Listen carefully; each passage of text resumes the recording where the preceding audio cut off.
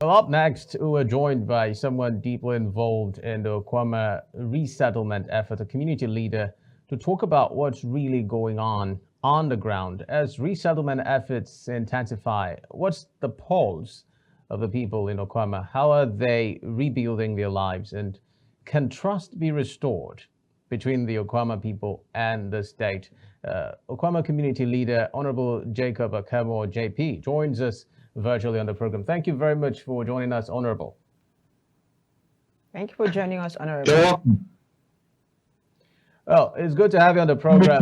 I'm really curious regarding what is really happening on the ground in Okuama community since 2024 when that incident took place. What is the reality of the people in Okuama community like currently?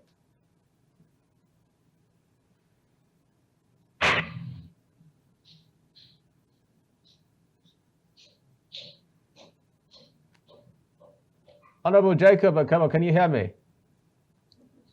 I'm hearing you, but I'm not seeing you.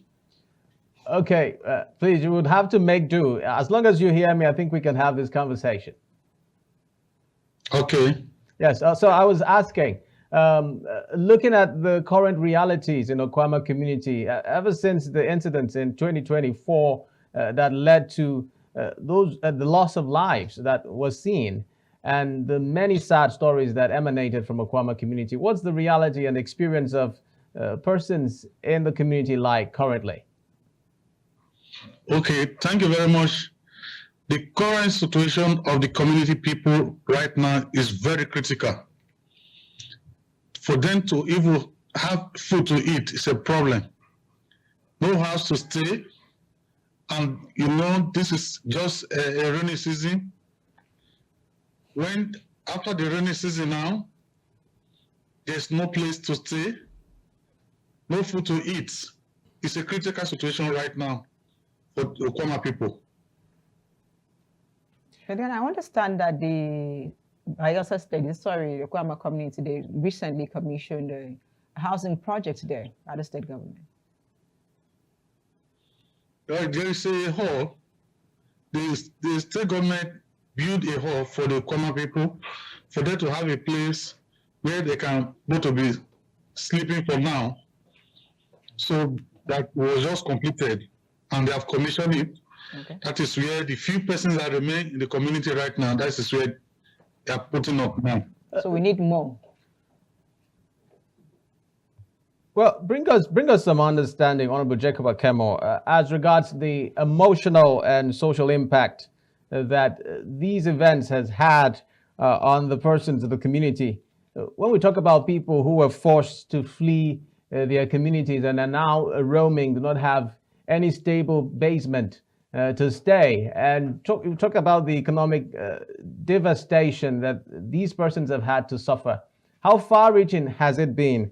And talking about the emotional toll and social impact it has had, what has truly been the indices, and how has it really affected the persons there? My brother, the present situation in Okuama right now is a critical situation. Not something that anybody can talk about now. Because when you see people, somebody have been living in his own compound before, right now when they have nothing, nowhere to stay, no food to eat, they live like a boy. It's a very critical situation. Honorable, right now. Let's talk more about this temporary setup that has been put together by the government. You are on the ground and you understand how this is supposed to go around, but how much of the persons there has this provision been able to cater for? Okay, like what the government put in place now, that 40 rooms accommodation. So what we can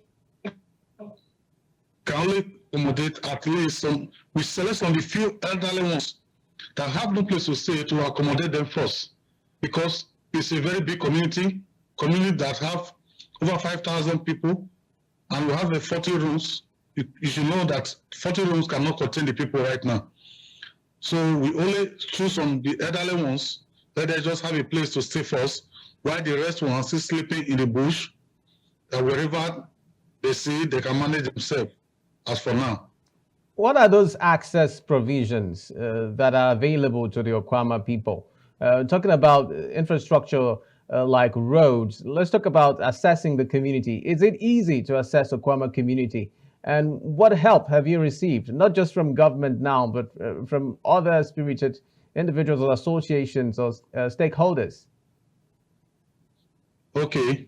Well, as for the beginning of the whole thing, we have been receiving as a help from individual, those that be helping us, that supply us food like rice, ground oil, and the rest, so that the people can have something to eat.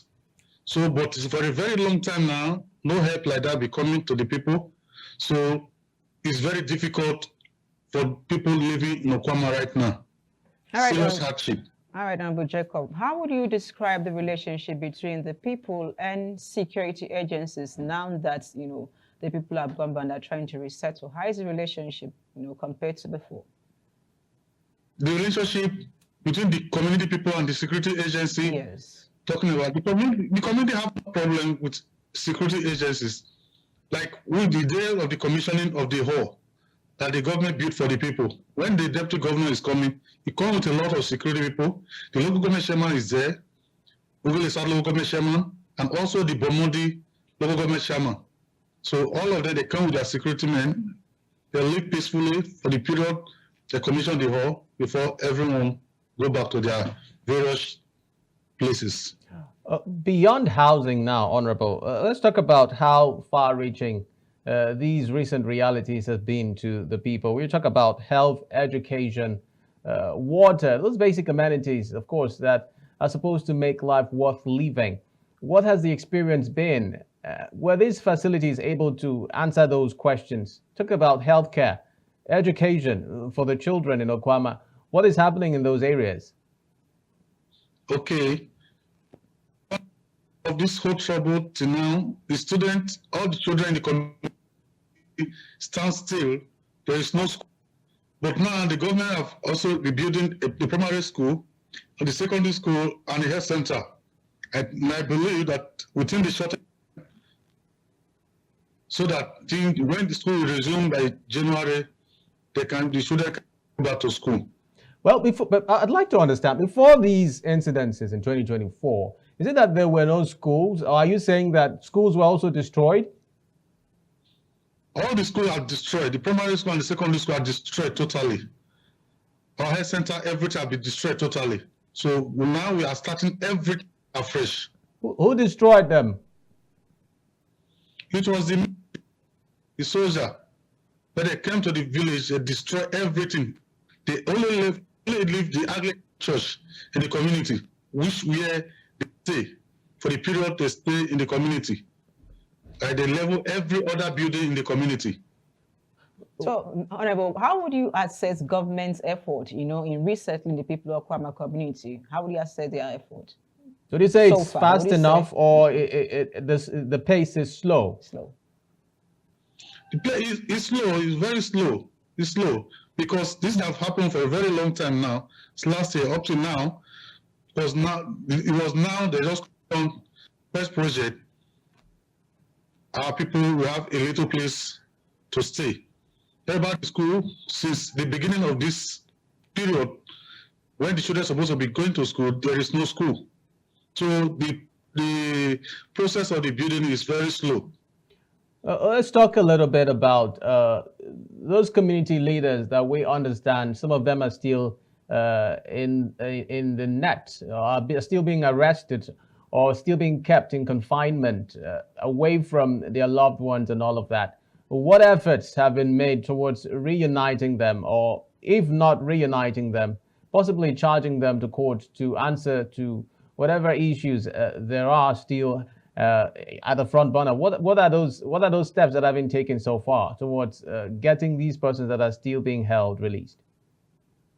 Okay, for those people that are still in the military detention till today, we have been trying our possible best. We went to court so that the government can see the reason why these people need to be released, because if the army feel that these people, they are the ones who killed their soldiers, they should take them to court.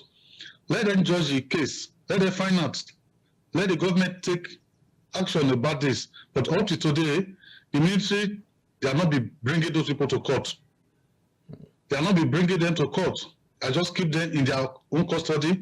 They'll be adjourn the case, adjourn the case, adjourn the case. Till today, there is no report from there. People are still in the army detention today. You keep saying adjourn the case, adjourn the case, adjourn the case. Are they taking them to court, or is it a military court, or what? They have not been bringing the people to court. When the court day we reach, when we get there, they will say the military did not bring the people. Everyone should go home. They will adjourn it to another date. Okay. That is what they have been doing to us for a very long time till today, for a year plus now. Those that are still in detention. Well, nobody's hearing from them. Talking about the efforts that the community has made towards effective interface, bringing these issues to the fore, how have you been able to get the right authorities to know about what the Okuama community people are truly going through, and efforts that you feel are the best foot forward towards resolving these issues?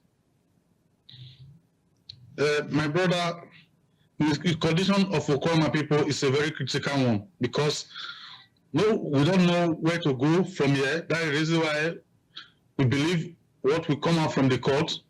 But up to today, nothing is coming out from the court, and nobody would have power for the government or the federal government to go and report to the federal government. What's the state government saying about it?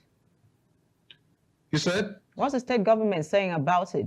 Or is it the effort just made by traditional rulers? The state government have not said anything. They are not saying anything now. They are waiting for the court to take a decision, but until now, they have not heard anything from them. All right, So, Honorable. Yeah. Well, it is truly indeed a dire situation that is on the ground there in Okuama community. But I still believe that, that visit of the deputy governor who represented the governor in Okuama community during the flag of those units, those building units, sort of created some hope for the people of Okuama. What are those points that were raised, possibly promises from the government about its efforts that will be coming to the Okuama people towards ensuring that they are better served in light of these events that they have suffered from? Yeah, the coming of the deputy governor is a very great opportunity for our Okuama people to speak to the government one-on-one directly. And the response from the deputy governor was okay, because they have been trying their possible best to make sure our people can be released, and this matter will be settled for we to live as one again. The deputy governor gave us the assurance that peace will return within the shortest time. Peace will return back to this community again. That our people that are arrested, they will be released. What are those other specific areas that the deputy governor must have possibly mentioned that would translate to better welfare and living conditions for the people of Okuama? When you talk about health, education, and on those other areas that are really critical to human living. Yes, the man, he make a point that most of those areas, like the school, you talked about the school, that our children, they will return back to school very soon. And the health center will be working any moment from now when it was completed, so that we want everyone to live comfortably the way we have been living before now. Okay, if let's say you had persons who were really interested in giving some sort of support to the Okuama community, how would that be possible? How do they get to reach you? To reach Okuama people? Yes, to Okuama people. Yeah. What's the infrastructure like? You have access roads to Okuama where people can come to. Okay, the only way we have to get to Okuama is through the River Niger. We get to Okuama through speedboat. We get to Okuama because there's no access road for now. How expensive is that trip? The trip is okay. When we get to Okuama waterside, that is that's where the last place the vehicle can reach. From there, you take a speedboat that will take you this 30 minutes from the Okuama get to Okuama. So overall, what would that cost getting there? The cost of getting there is not much. I think the speedboat from Okuama get to Okuama at least will not more than between 50,000 naira to take you to Okuama and bring you back. All right. Well, really, really sorry for the experiences of the Okuama people right there, and I'm hoping that respite would come to the people there as soon as possible. Thank you very much for speaking to us, Honorable Jacob Akemor, Okuama Community Leader. We really hope that you get better from this point on. Thank you very much. Thank you for your time. Thank you for your time. Wish you all the best. Yep. Well, it's a litmus test. Yeah. And we're hoping that government, community leaders, and of course civil society can come together not leaving everything and for see how this crisis can be resolved. They have a lot to tackle. Well, this is bringing us to the end of Niger Delta Today. Thank you very much for watching. Catch us again tomorrow for another fresh edition. My name is Xavier Robert. Do have a terrific afternoon. And I am Siphon Ode. Good afternoon.